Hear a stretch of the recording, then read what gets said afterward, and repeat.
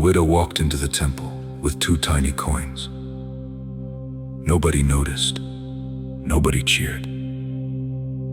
But Jesus saw her, and he said something that flips everything you think you know about what it really means to give. Stay with me.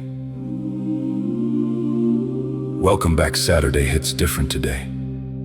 2 readings, one about sacrifice, one about staying faithful when it cost you. Let's get into it. Paul is writing to Timothy, and he's at the end of his life, and he's not apologizing for anything. He tells Timothy straight up, preach the word, insist on it.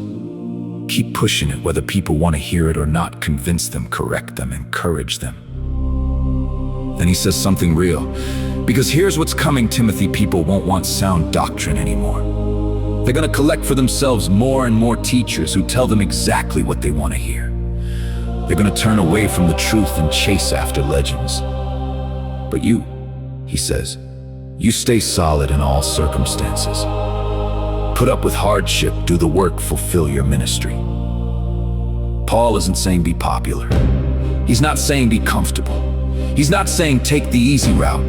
He's saying be faithful, even when faithfulness costs you everything.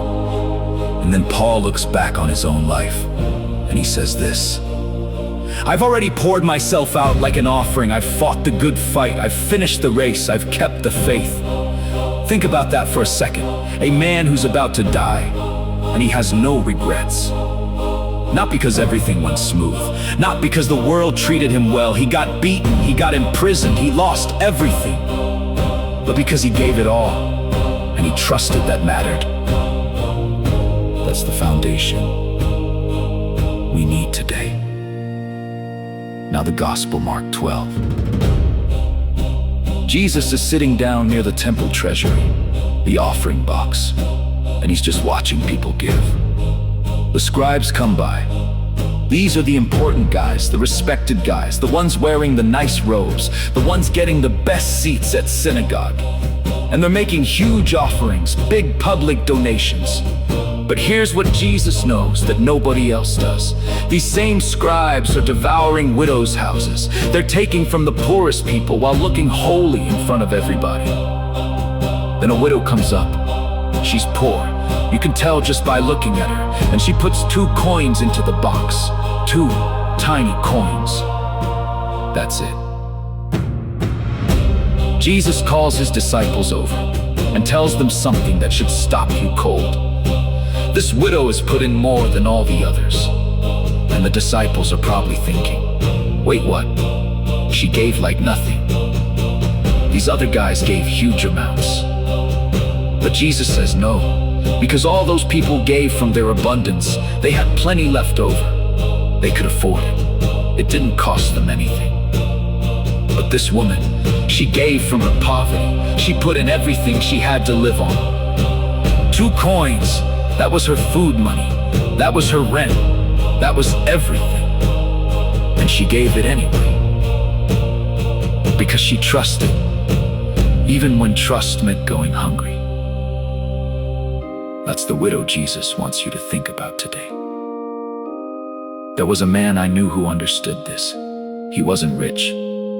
He was barely getting by. But every month he gave to his church, not what he could spare, what he promised. One day his wife asked him, "How are we supposed to pay this month's bills?" He said, "I don't know. But I know I gave my word. And I know God sees." 3 weeks later, he got a job. He didn't even apply for double what he was making before. He told me later, "I'm not saying give and God will make you rich." That's not what happened. What happened is, I learned that when I trust completely, I'm never abandoned. That's the gospel today. So here's what you're walking into this Saturday.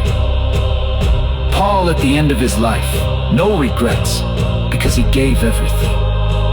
The widow at the temple, no regrets, because she trusted completely. What you give easily doesn't transform you.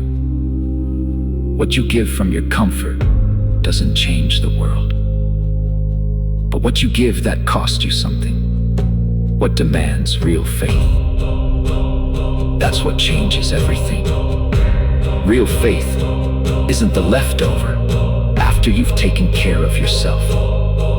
Real faith is the thing you give when you've got nothing left to give.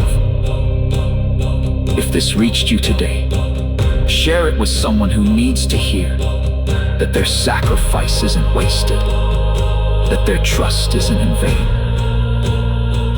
And drop a comment with this: my faith isn't what's left over. It's what costs me everything. Type it, mean it, live it. See you tomorrow.